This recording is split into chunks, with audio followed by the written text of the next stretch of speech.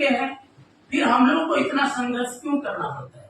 क्योंकि हम लोग अपने मन के द्वारा बहकावे में आ गए हैं, इसके लिए हम लोग को संघर्ष करना पड़ता है। आज का श्लोक बता रहा है कि मन सहित इंद्रियों को अपना मानने के कारण जीव किस प्रकार उनके साथ लेकर अनेक योनियों में घूमता है। मन, देखिए, जब हम लोग की मृत्यु होती है, जब ये शरीर छूटता है, तो ये पंच भौतिक शरीर छूटता है, इसी को जलाया जाता है ना।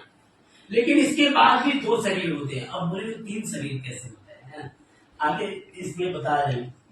कभी मच्छर कीट पतंग का ऐसा, कभी जानवर का, कभी मनुष्य का, कभी देवता का, ऐसा 84 लाख योनि में आपका मन घुमाते रहता है। इसका भगवान दृष्टांत वर्णन कर रहे हैं, भगवान दिखा रहे हैं कि कैसे ये एक शरीर से दूसरे शरीर में जाता है।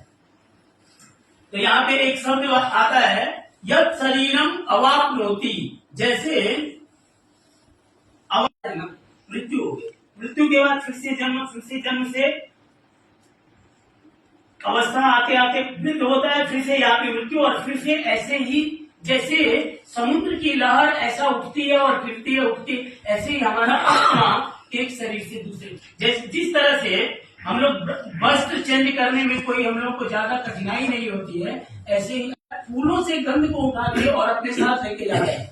कहाँ तक ले जाएगा इसका कोई गंतव्य फिक्स नहीं है, लेकिन उठा के यहाँ से लेके चला जाता है। ऐसे ही ये जो आत्मा है, ये मन बुद्धि और अहंकार, मन बुद्धि अहंकार, ये इसको सूक्ष्म शरीर कहते हैं। एक हम लोग का होता है भौतिक शरीर, ये जो दिख रहा है, हाथ पैर सब, ये पंच महाभूत से बना रहता है। दूसरा होता है मन बुद्धि अहंकार, ये नहीं दिखते हैं।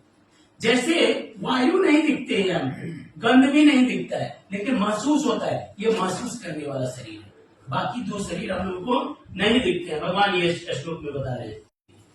जो एक आत्मा है वो वायु से हम लोग का, गुरु जी कोट करते हैं, जिस प्रकार मनुष्य पुराने वस्त्रों को त्याग कर नया वस्त्र धारण करता है, ये भगवत गीता का 2 अध्याय का 23 नंबर श्लोक है, कि जिस प्रकार मनुष्य पुराने वस्त्रों को त्याग कर नए वस्त्र धारण, तो पहला शरीर